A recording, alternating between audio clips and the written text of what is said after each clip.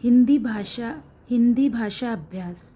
नीचे दिए गए विकल्पों में से सही विकल्प का निशान लगाइए। भाषा का मुख्य उद्देश्य क्या है?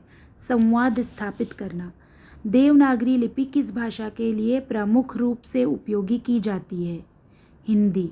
लिपि किसे कहते हैं?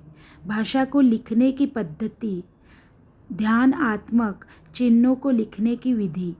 व्याकरण का प्रमुख उद्देश्य क्या है?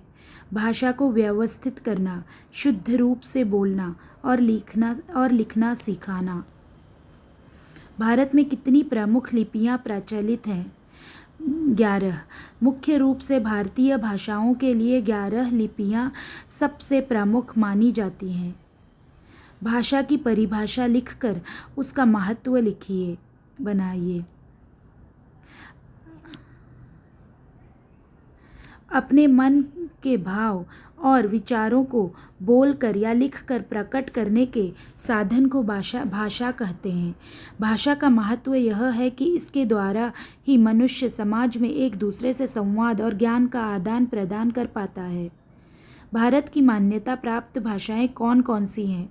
भारतीय संविधान की 8वीं अनुसूची में 22 भाषाओं को मान्यता दी गई है।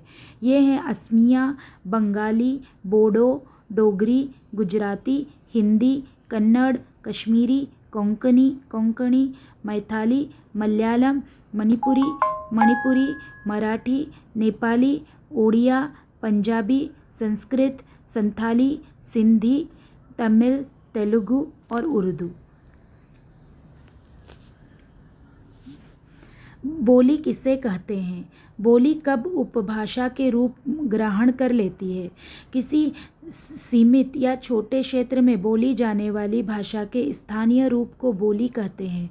जब किसी बोली का क्षेत्र बढ़ जाता है और उसमें साहित्य की रचना होने लगती है, तब वह उपभाषा बन जाती है।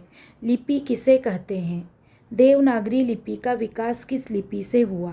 भाषा के मुख्य रूप को लिखने के लिए निर्धारित किए गए चिन्हों को लिपि कहते हैं। देवनागरी लिपि का विकास प्राचीन ब्राह्मणी लिपि से हुआ है। निम्नलिखित भाषाओं की लिपि का नाम लिखिए।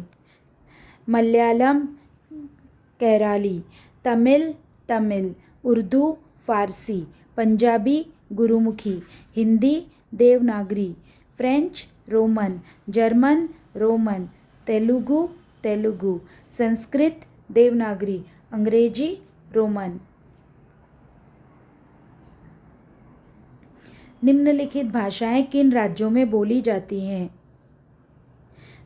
कोंकणी गोवा महाराष्ट्र, मणिपुरी मणिपुर असम, गुजराती गुजरात महाराष्ट्र, बोडो असम मेघालय, तमिल तमिलनाडु पुदुचेरी, तेलुगु आंध्र प्रदेश तेलंगाना।